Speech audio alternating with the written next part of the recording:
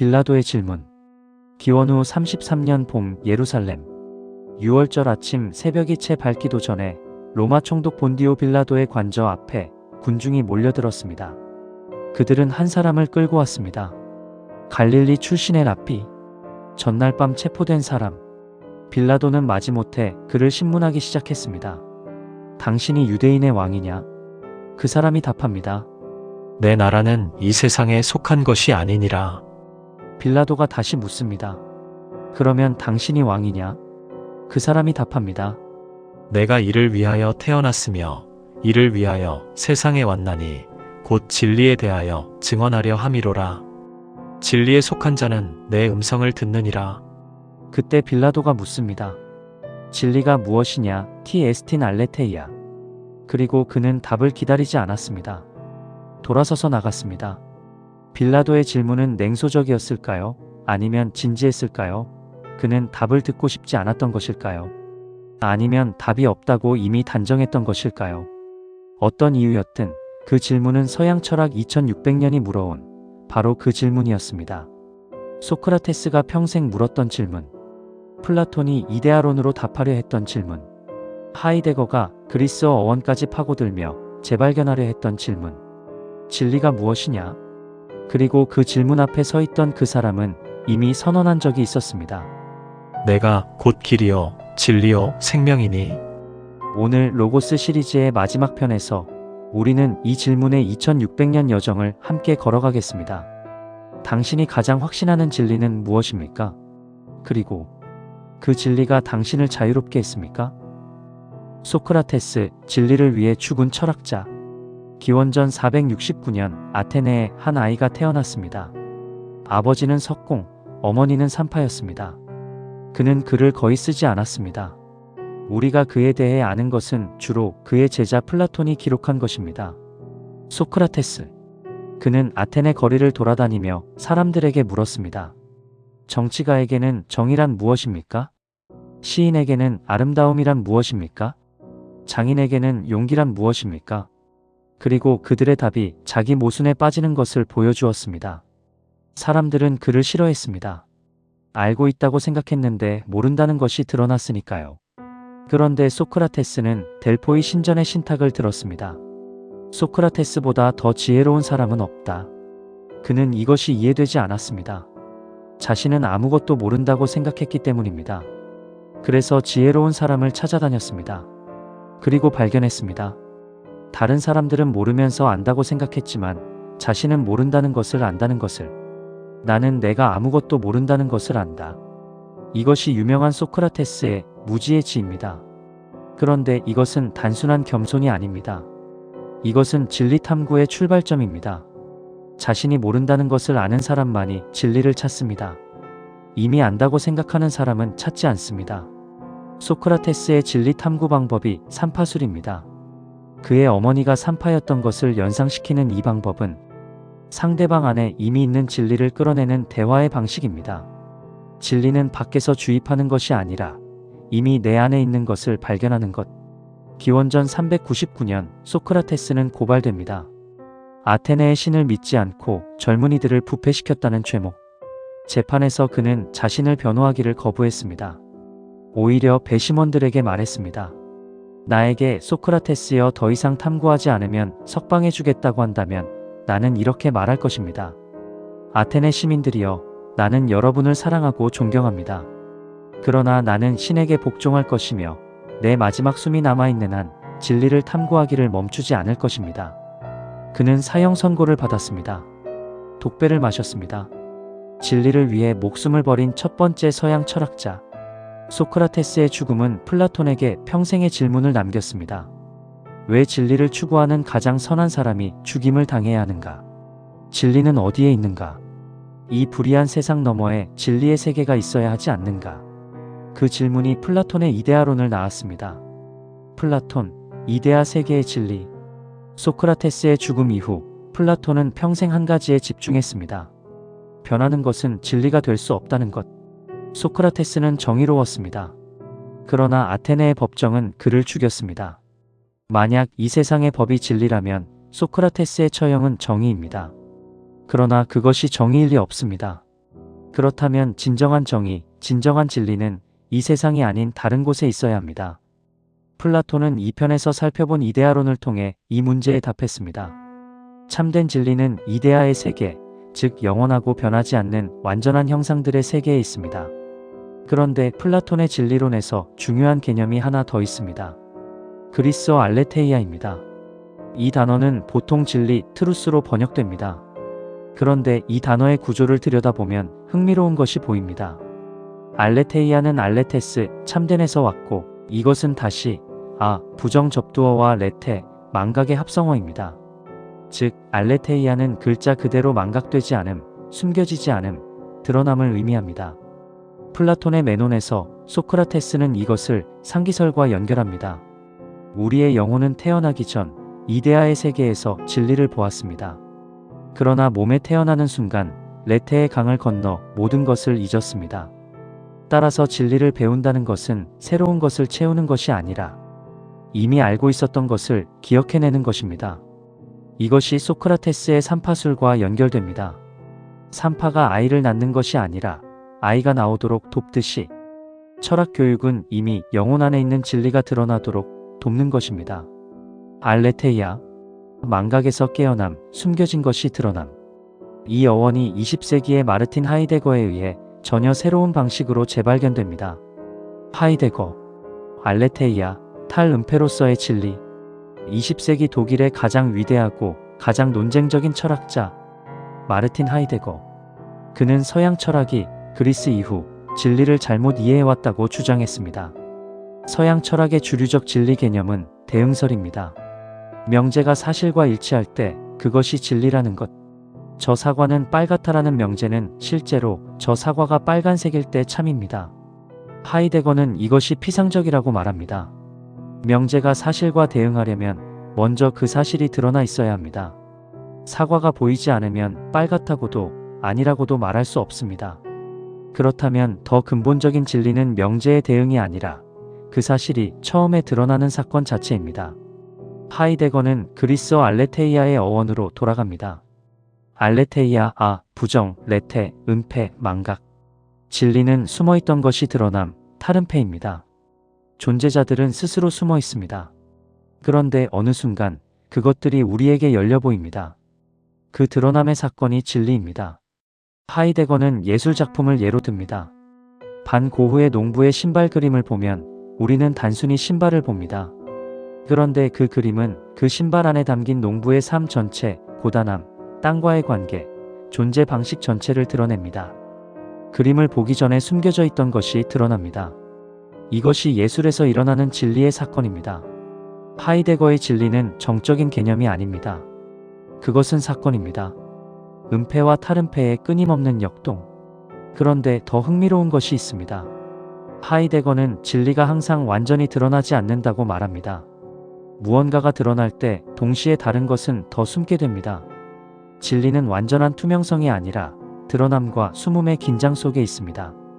이 통찰은 요한복음의 언어와 놀라운 방식으로 공명합니다.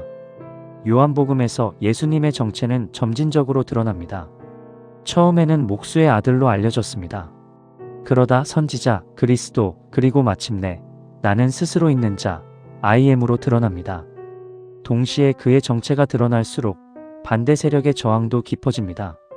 드러남과 숨음의 역동. 하이데거는 비록 기독교를 직접적으로 다루지 않았지만 그의 알레테이아 개념은 요한복음의 진리 언어를 새롭게 읽을 수 있는 도구를 제공합니다. 요한복음의 진리 세 개의 결정적 선언. 이제 요한복음으로 들어가겠습니다. 요한복음에는 진리에 관한 세 개의 결정적인 선언이 있습니다. 이 세 구절을 나란히 읽으면 요한이 말하는 진리의 윤곽이 선명해집니다. 첫 번째 선언, 요한복음 8장 32절. 진리를 알지니 진리가 너희를 자유케 하리라. 이 구절은 문맥이 중요합니다. 예수님은 자신을 믿는 유대인들에게 말씀하십니다. 너희가 내 말에 거하면 참으로 내 제자가 되고 진리를 알지니 진리가 너희를 자유롭게 하리라. 유대인들은 항의합니다. 우리는 아브라함의 자손이라 남의 종이 된 적이 없거늘 어찌하여 자유롭게 되리라 하느냐? 그들은 정치적 자유를 생각했습니다. 예수님은 다른 자유를 말씀하십니다. 죄를 범하는 자마다 죄의 종이라. 진정한 부자유는 외적 억압이 아니라 내적 속박입니다. 그렇다면 진리를 아는 것이 왜 자유를 주는가? 이것이 조금 있다가 깊이 다룰 주제입니다. 두 번째 선언, 요한복음 14장 6절. 예수께서 가라사대 내가 곧 길이요 진리요 생명이니 나로 말미암지 않고는 아버지께로 올 자가 없느니라. 여기서 결정적 혁명이 일어납니다. 소크라테스는 진리를 탐구했습니다. 플라톤은 진리를 이데아의 세계에서 발견했습니다. 하이데거는 진리를 타른페의 사건으로 재해석했습니다. 세 경우 모두 진리는 개념이고 원리이고 사건입니다. 인격이 아닙니다. 그런데 예수님은 말씀하십니다. 내가 진리다. 철학의 문법으로는 이 말이 불가능합니다. 나는 진리다라는 말은 논리적으로 성립하지 않습니다. 진리는 주어가 아니라 수어입니다. 이것은 참이다. 저것은 진리다. 이런 문장은 가능합니다. 그러나 나는 진리다는 문법적으로 낯선 선언입니다. 요한복음은 이 낯설음을 의도했습니다. 진리는 더 이상 탐구의 대상이나 도달할 이데아가 아닙니다. 진리는 만남의 대상, 관계의 대상입니다. 진리는 나는 스스로 있는 자, I am입니다. 세 번째 선언, 요한복음 17장 17절. 예수님의 대제사장 기도에서 나오는 구절입니다. 저희를 진리로 거룩하게 하옵소서. 아버지의 말씀은 진리니이다. 여기서 진리는 다시 말씀, 로고스와 연결됩니다. 1편에서 우리가 탐구한 그 로고스, 그것이 진리입니다. 진리는 로고스이고 로고스는 빛이고 빛은 사랑 안에서 구체화되고 그 사랑이 진리로서 우리를 자유하게 합니다. 로고스 시리즈 4편이 하나의 원을 이루는 것이 보이십니까? 빌라도 법정, 철학과 신학의 충돌. 이제 다시 빌라도의 법정으로 돌아옵니다. 요한복음 18장의 이 재판 장면은 단순한 역사적 기록이 아닙니다. 요한은 이 장면을 철학적 대결의 무대로 구성했습니다. 빌라도는 헬레니즘 세계의 교양인이었습니다. 그리스 철학의 언어와 개념에 익숙했을 것입니다. 그가 진리가 무엇이냐고 물었을 때 그것은 단순한 수사가 아닐 수 있습니다. 그것은 어쩌면 헬레니즘 세계가 오랫동안 물어온 질문이었을 것입니다. 그런데 그 질문 앞에선 예수님은 이미 답을 주셨습니다. 내가 진리다. 빌라도는 왜 답을 기다리지 않았을까요? 몇 가지 해석이 가능합니다. 하나는 그가 냉소주의자였다는 것입니다. 진리 같은 것은 없다고 생각하는 사람, 정치와 권력이 모든 것을 결정한다고 믿는 사람, 그에게 진리는 탐구할 만한 것이 못 되었습니다. 또 하나는 그가 이미 답을 알고 있었다는 것입니다. 그는 이 사람이 무죄임을 알았습니다. 나는 그에게서 아무 죄도 찾지 못하노라고 3번이나 말했습니다. 그는 진리를 알면서도 그 진리를 따르지 않았습니다. 군중의 압력 앞에 굴복했습니다. 만약 두 번째 해석이 맞다면 빌라도는 서양 철학사의 비극을 압축합니다. 진리를 탐구했지만 진리를 알면서도 그 진리대로 살지 않는 인간. 소크라테스는 말했습니다. 덕은 지식이다. 나쁜 것을 알면서도 그것을 선택하는 사람은 없다. 그러나 인류의 역사는 이 소크라테스의 낙관을 반박합니다. 사람들은 옳은 것을 알면서도 그것과 반대로 행동합니다. 바울은 이것을 경험했습니다. 내가 원하는 바 선은 하지 아니하고 도리어 원치 아니하는 바 악을 행하는도다. 빌라도의 비극은 단순히 한 개인의 실패가 아닙니다. 그것은 진리를 아는 것과 진리를 사는 것 사이의 간격을 보여줍니다. 그리고 이 간격이 진리가 너희를 자유케 하리라는 약속이 필요한 이유입니다. 진리가 너희를 자유케 하리라. 이 구절은 아마 요한복음에서 가장 많이 인용되는 구절 중 하나일 것입니다. 대학 교문에 새겨지고 연설에서 인용되고 인류의 지적 탐구를 상징하는 문구가 되었습니다. 그런데 이 구절을 제대로 이해하려면 문맥을 봐야 합니다. 예수님은 먼저 말씀하십니다. 너희가 내 말에 거하면 참 내 제자가 되고 진리를 알지니. 두 가지 조건이 있습니다. 말씀에 거하는 것, 그리고 제자가 되는 것. 이것이 전제될 때 진리를 알게 되고 진리가 자유를 줍니다. 그렇다면 여기서 말하는 알은 무엇인가요? 그리스어 원어는 그노세스테입니다. 이 단어는 단순한 지적 이해를 넘어 관계적 경험적 알을 포함합니다. 히브리어 성경에서 아담이 하와를 알았다고 할 때의 그 암과 같은 계열입니다. 가장 깊고 친밀한 관계적 암. 진리를 안다는 것은 진리에 대한 명제를 배우는 것이 아닙니다. 진리이신 분과 관계를 맺는 것입니다. 그래서 진리가 자유를 줍니다. 플라톤도 진리가 자유를 준다고 말했습니다. 동굴에서 나와 태양을 본 사람은 그림자의 세계에 묶이지 않습니다. 그는 자유롭습니다. 이데아를 본 철학자는 감각세계의 허상에 더 이상 노예가 되지 않습니다. 그러나 플라톤의 자유는 지적 수련을 통해 도달하는 것입니다. 오래 배우고 깊이 사유하고 감각을 극복해야 하는 것. 요한복음의 자유는 다릅니다. 그것은 진리이신 분과의 관계에서 옵니다. 배워서 얻는 것이 아니라 사랑받아서, 알려져서, 연결되어서 오는 것. 에리히 프롬은 자유로부터의 도피에서 현대인이 진정한 자유를 두려워한다고 말했습니다. 자유는 책임을 동반하기 때문입니다. 그래서 사람들은 권위에 복종하거나 군중에 동조하거나 소비에 도피합니다. 진정한 자유는 오히려 두렵습니다. 요한복음의 자유는 이 두려움을 다루는 방식이 다릅니다. 온전한 사랑이 두려움을 내쫓습니다. 두려움 없는 자유. 그것이 진리가 주는 자유입니다. 로고스 시리즈 완결, 네 개념의 통합. 네 편의 여정을 함께 걸어왔습니다. 1편에서 우리는 로고스를 탐구했습니다. 헤라클레이토스에서 스토아를 거쳐 필론으로, 그리고 요한복음으로. 로고스는 우주를 관통하는 이성적 질서였고, 요한에게는 그것이 육신이 되었습니다. 2편에서 우리는 빛과 어둠을 탐구했습니다. 플라톤의 동굴에서 태양을 향한 상승, 그리고 요한복음에서 빛이 어둠 속으로 내려오는 역설. 진짜 본다는 것이 무엇인지를 물었습니다. 3편에서 우리는 사랑을 탐구했습니다. 플라톤의 에로스, 아리스토텔레스의 필리아, 그리고 요한의 아가페. 상승하는 사랑과 내려오는 사랑, 그 두 사랑이 어떻게 만나는지를 보았습니다. 그리고 오늘 4편 진리입니다. 소크라테스의 무지의 지, 플라톤의 이데아, 하이데거의 타른페, 그리고 요한복음의 내가 진리다. 진리는 탐구의 목적지가 아니라 만남의 대상이라는 것을 보았습니다. 이 네 개념이 어떻게 연결되는지 보십시오. 로고스는 빛입니다. 그 빛이 사랑으로 내려왔습니다. 그 사랑이 진리입니다. 그리고 그 진리가 우리를 자유롭게 합니다. 요한복음 1장 14절의 말씀이 이 모든 것을 한 문장에 담습니다.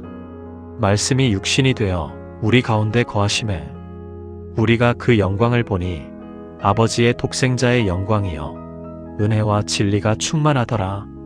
진리를 산다는 것. 소크라테스는 진리를 탐구하다 죽었습니다. 플라톤은 진리를 이데아의 세계에서 찾았습니다. 하이데거는 진리를 타른페의 사건에서 발견했습니다. 빌라도는 진리가 무엇인지 물었지만 돌아섰습니다. 그리고 그 법정에서 예수님은 말씀하셨습니다. 내가 진리다. 이 선언은 철학을 끝내지 않습니다. 오히려 철학을 더 깊게 만듭니다. 진리가 인격이라면 진리를 안다는 것은 그 인격과 관계를 맺는 것입니다. 그리고 관계는 평생의 과정입니다. 소크라테스는 말했습니다.